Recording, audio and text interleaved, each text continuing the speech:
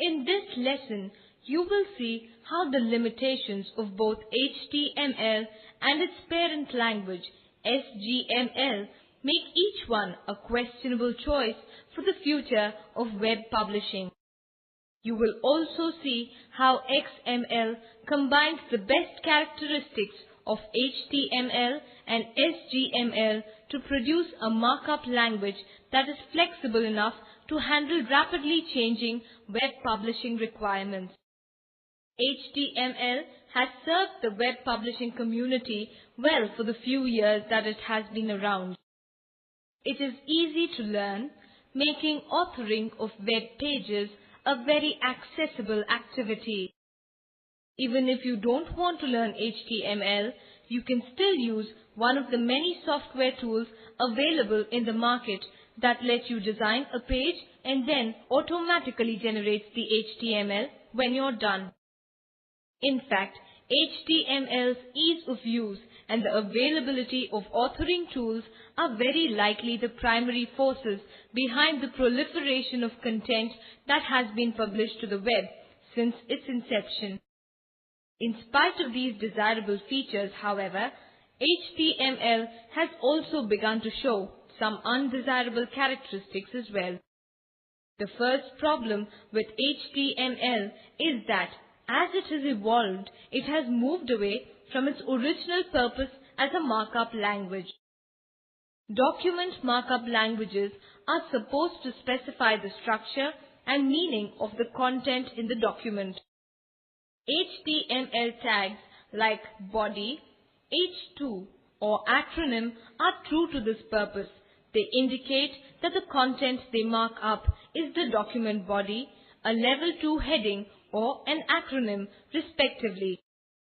However, other HTML tags like B, I or TT say nothing about the content they mark up. Rather, they indicate how the content should look on a browser screen.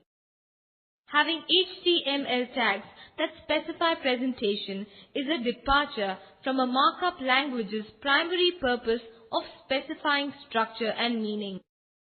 The early presentation-related HTML tags noted above introduced this problem, but it became much worse thanks to the browser war between Netscape Communications Corporation and Microsoft Corporation.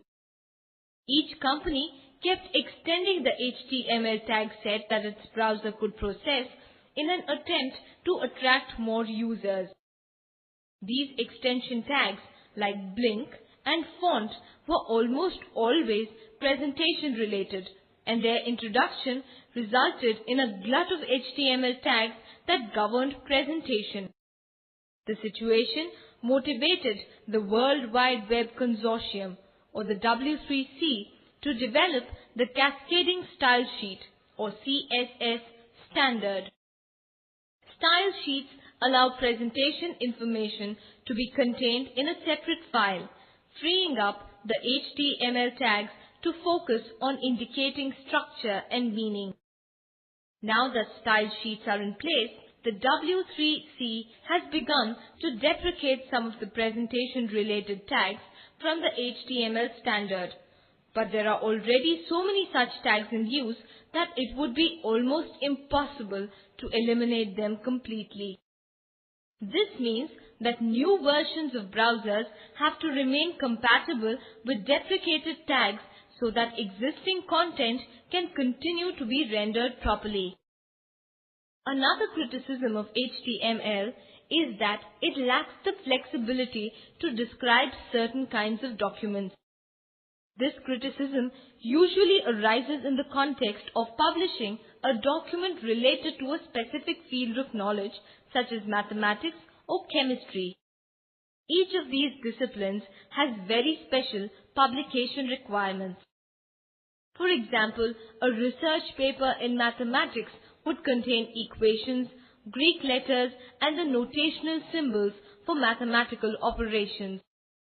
A chemistry publication would have its own special needs, such as being able to render complex chemical formulas. HTML, even with its presentation-related tags, is not equipped to mark up this kind of content. As more technical and professional communities look to the web as a publishing medium, it will become necessary to extend HTML even further to handle specialized needs. Or an alternative language will have to be identified for marking up the content these communities seek to publish. A final problem with HTML is that most major browsers forgive mistakes made in HTML code that people write. Strictly speaking, HTML is supposed to adhere to a very specific set of rules called its syntax. Very few browsers check for correct HTML syntax when they process a web page. Instead, they simply ignore any mistakes and render the page as best as they can. It is possible that many HTML documents on the web use incorrect syntax. You never detect these documents though, because most popular browsers simply overlook the errors. This may be fine for users who view web pages through a browser. But it is important to consider what other programs are reading HTML documents. Web crawlers or spiders retrieve and process HTML documents for inclusion in search engines. Additionally, there are browsers that do not render content to a computer screen. Visually impaired users often use browsers that print to a braille printer or that synthesize speech. Programs like these do not have the benefit of a large corporate army of programmers to give them the ability to forgive HTML syntax errors. Instead, they are programmed with the rules of HTML syntax and they expect those rules to be followed. Because of this expectation, they frequently encounter trouble when trying to process a syntactically incorrect HTML document. As the trend towards automated web document processing continues, it will be critical for documents to adhere to proper syntax. Otherwise, it will be impossible for processing programs to correctly parse and render the code. So far, you have learned that HTML has the following drawbacks. It includes a number of tags that indicate how content should be presented rather than what the content means or how it is structured. It lacks tags to mark up highly specialized content typically found in technical and professional documents. Many HTML documents are not syntactically correct, and those documents will be harder for automated programs to process.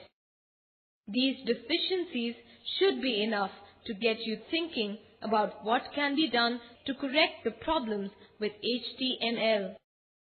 One school of thought is to look at HTML's parent language, SGML, to see if it can be used instead.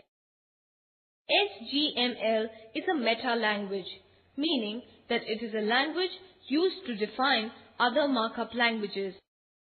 For example, HTML is a form of SGML that adheres to a specific set of rules. SGML's chief advantage is that it is sufficiently broad and general that it can be used to develop markup languages for virtually any type of document on any type of medium. When you use SGML, you make up the tags that you need to describe the content of your document. This solves the HTML flexibility problem since SGML is by design extensible to any type of content you need to publish. SGML also solves the problem of presentation-related tags. By simply choosing not to introduce any tags that specify how content should be presented, you can stay true to the purpose of marking up the structure and meaning of the document. Finally, SGML can remedy the proper syntax problem because SGML documents are always obliged to be syntactically correct. When you develop a language from SGML, you have to do two things. Choose a set of tags that describe the structure and meaning of your document. State the rules for using the tags that you choose. You declare the rules for using your tags in a separate file called the Document Type Definition or the DTD.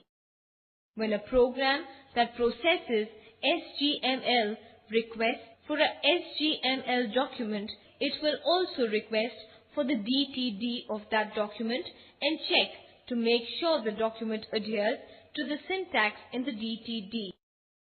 If it does not, the program will give an error message and not process the document. SGML's generality allows it to overcome the difficulties noted for HTML. In the context of the web, however, SGML's great advantage doubles as its primary weakness. Because SGML is so general, it is difficult to write browsers, authoring tools, and other processing programs that can handle HTML code. Additionally, SGML is not particularly easy to learn, especially when compared to HTML. Trying to use SGML for web publishing would be an exercise in overkill. It is too powerful for the fairly narrow context of the web. Its cumbersome nature makes it hard to write programs that work with HTML code. And its steep learning curve means that web authors will resist its introduction as the markup language of choice. Thus, it is unlikely that SGML will become the next prominent web markup language. So far, you have learned why HTML and SGML are inappropriate choices for the next generation of web markup language. In the absence of suitable choice, the W3C decided to create a candidate language of its own. The idea was to retain the flexibility you get with SGML while throwing out the aspects of SGML that have no bearing on web publishing. The result was a greatly simplified version of SGML that the W3C called the Extensible Markup Language or XML. XML preserves all of the advantages of SGML. It is as flexible as you need it to be, since you get to choose the tags you use to mark up the document. Further, because you make up the tags, it is easy to keep presentation-related tags out of the languages you develop with SGML. Finally, XML documents are required to adhere to the rules of syntax published in their DTD. This makes it fairly straightforward to develop programs that pass XML documents. XML also retains the primary benefit of HTML in that it is much simpler to use than SGML and therefore much easier to learn.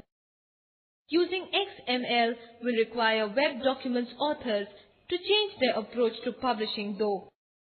Instead of using an established set of tags, authors will be required to create their own tags and to establish a coherent set of rules for using them. When authors publish their XML documents to the web, they will also be required to publish the rules for using the tags in the documents so that XML processors can check for proper syntax. This will be a big change from just using the HTML tag set without having to worry about whether a processing program can understand HTML or not. As you begin working with XML, be sure to keep in mind that every document has two equally important components, the file containing the marked up content and the file containing the document type definition.